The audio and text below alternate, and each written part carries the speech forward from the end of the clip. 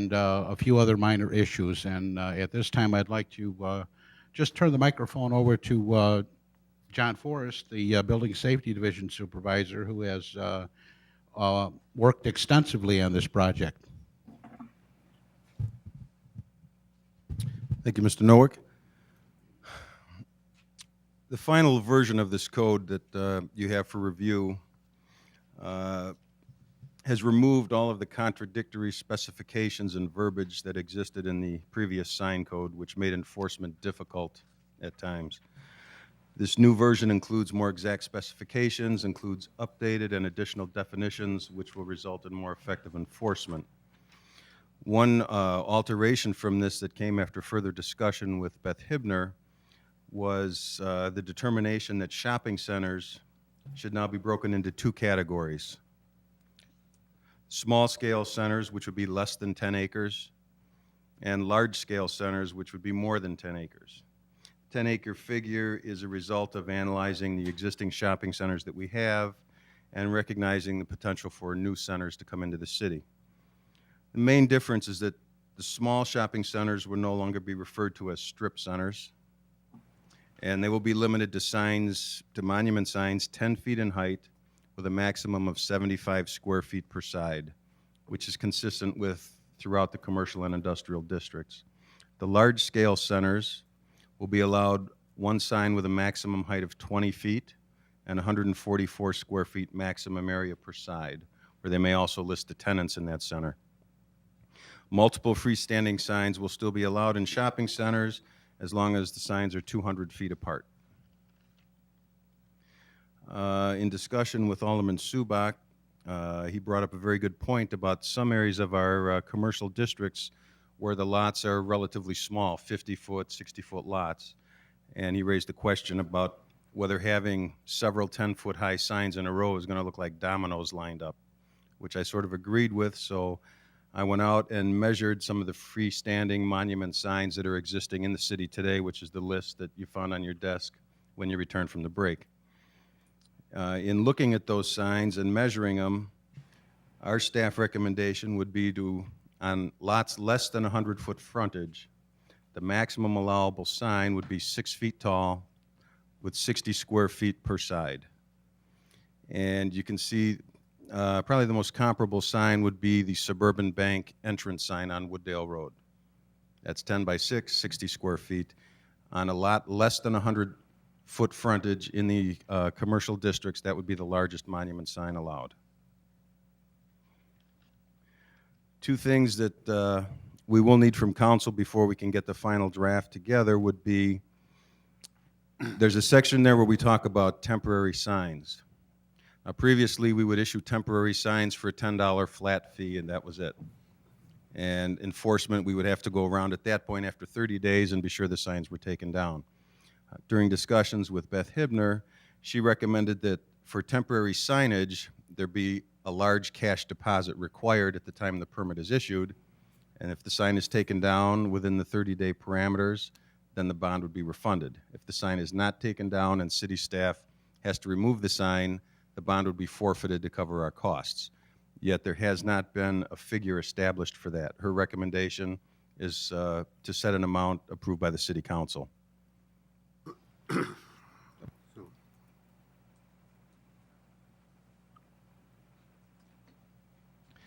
One amount that had been talked about was $250, and that would be deposited at the time of application for the temporary sign.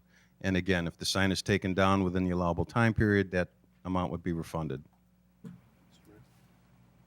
Alderman Ptolemy. Yeah, I think one of the things that we're going to have to do first, though, John, is we're going to have to find out, and I would agree with that, but what is the cost to the city to take the bond and hold the bond?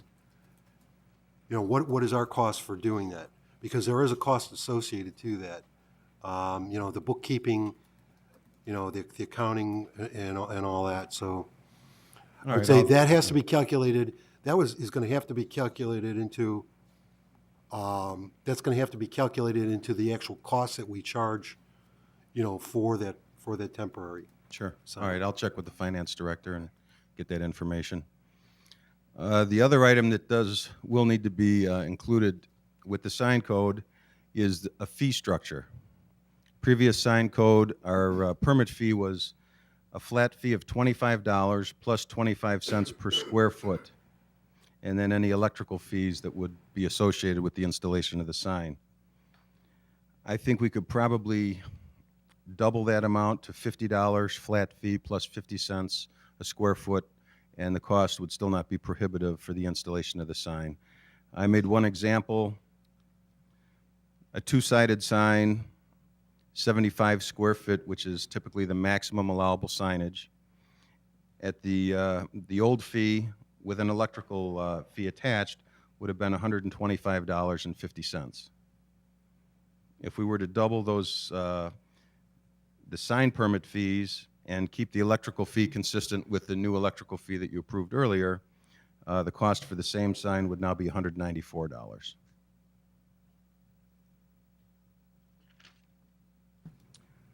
That concludes my presentation. Roger, any other comments or any questions? Thank you, John. Thank you, John. Not at this time. We're certainly open to any questions that council might have. Alderman Subak. Yeah, I apologize. John made the mistake of calling me at work to see if everything was okay with the sign ordinance. And, you know, the 10 feet was the last thing that I caught. And I really think that if you think about the sliding scale like John has, to have a person on Irving Park Road that maybe has only a 50-foot lot to have the same size sign that maybe like the bowling alley has, who probably has 200 feet of frontage, it's just not right. So I think that, and you are going to have the domino effect. So I think staff's recommendation to go with the 6 by 10, if you're under 100 square feet of frontage, is the right way to go. Thank you. If nothing further, the appropriate motion would be to direct the attorney to draft an ordinance pursuant to the discussion and debate. Exactly, that's my motion. Is there a second? Alderman Ptolemy? We're going to approve this, but we haven't resolved, there's still an issue, right? The fee structure. We haven't resolved that yet. I had just presumed that the council was going along with staff's recommendation, think- but I think there should be a motion, though, at least that says that itself. I mean, I'll make that in the form of a motion that we concur with what John has said in terms of the new scale, okay? New fee structure. Why don't we just have the original motion be amended to include the, Oh, that's fine then, too, okay? to move and agree. Yes. Seconder agree. Yes. Anything further? All in favor, say aye. Aye. Opposed? Motion carries. And that concludes my report, Mayor. There's one item for information only. Is there any comment on it, or? What's that? I had one item on my agenda for information only, unless that got deleted. Okay, very good. Public Works, Alderman Subak. no report. Other business, is there a motion regarding a resolution requesting cooperation of the County of DuPage and the Forest Preserve District of DuPage County in connection with a bike path? Alderman Wesley? I'd like to take this off the table at this time due to the fact the stormwater has worked on an issue with DuPage County on trying to get some funding to do a project up there. So at this time, I'd like to see how far that goes and take this totally off the table at this time. Is your motion to table to, I believe, the July meeting, first meeting in July? To be reconsidered in July? Yes. Is there a second? Second on the question. Motions to table are not debatable. Can you ask a question? A question would be appropriate. That's all right. All in favor, say aye. Aye. Opposed, motion Opposed. carries. One opposition, motion carries. We do need an executive session tonight on the subject of review of the official record, personnel, and land disposition pursuant to 5 ILCS 120/2C21, 2C1, and 2C5. Mr. Bond, would you explain what an executive session is? Executive session is a recognition by the Illinois legislature under state statute that allows governmental bodies to discuss items which are particularly sensitive in nature in an executive or closed session, it allows for a full and frank discussion without jeopardizing the possibility of information getting out to the public. If you're talking about the city acquiring or selling land, the public discussion of the city acquiring property may artificially raise the price of the property. So obviously, there's an advantage to keeping that remain public. There's also issues of personnel that are not necessarily of public concern, but they are of concern to the city. So there are certain recognized exceptions where those items can be discussed in a closed session fashion, so that if a particular employee is being discussed, their performance or evaluation is not made public. It's simply used for purposes of evaluating that employee. So it allows the discussion to occur. No final action, however, can be taken in an executive session. If there is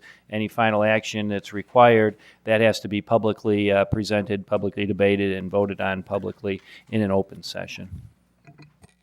However, before I call for that vote under other business, we do have one other item. May I have a motion to approve a resolution authorizing participation in the county's mitigation planning process? Is there such a motion? So moved. Is there a second? Second.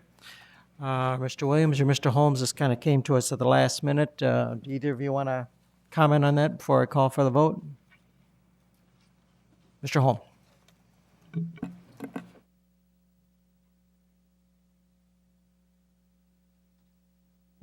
Correct, Mayor. We received this earlier this week, actually. This is an item that comes to the county, at the county level, from FEMA, requiring municipalities and counties to basically develop plans, response plans for, in this case, natural disasters, your hurricanes, tornadoes, floods. So that this is part of FEMA's requirements for communities to do planning, and that's what this committee is. Any comments or questions? Mr. Williams? Yes, Mr. Mayor. By doing this, we're designating someone to attend the meetings, participate in the process, and setting up a mitigation and disaster plan as part of our ongoing process. And this particular individual that's doing this is a sergeant in the police department that has the background and training. And we apologize for the putting this on like this, but this is because the meeting takes place next week, and we only had like 3 or 4 days to bring this before you, and they feel that this is very important. Alderman Ptolemy? I'm sorry, just a quick question. I know as part of what the Stormwater Commission has done, as part of what the city has done in terms of for FEMA, for the flood insurance program, I mean, we have a disaster recovery plan in place already for that, and it's updated. So this is just like our going and participating? I'm just trying to make sure I understand. At the county level?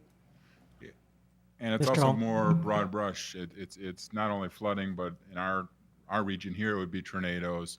It might be a major. Right, but our disaster recovery plan, because I know, having worked on it myself a long time ago, covered, I mean, even, God forbid, but an airplane falling from the sky. And I'll maybe I didn't clarify, but FEMA requires you to do a certain type of plan, and they may not recognize our plan, but we can jump on the county's plan and be recognized by FEMA for federal funding. So we have a lot of what we already have, we can possibly incorporate into, so The county we will be won't have seeking to. input from all municipalities. So we don't have to rehash what we've Right. already done, okay. One of the things Hurricane Katrina taught us, though, is obviously the need for regional planning and regional resources on an issue such as this. Anything further on the question? Roll call. Alderman Knipe, Yes. Alderman Coles, Yes. Alderman Pizek. Yes. Alderman Shockey, Yes. Alderman Subak, Yes. Alderman Talamy. Yes. Alderman Wesley. Yes.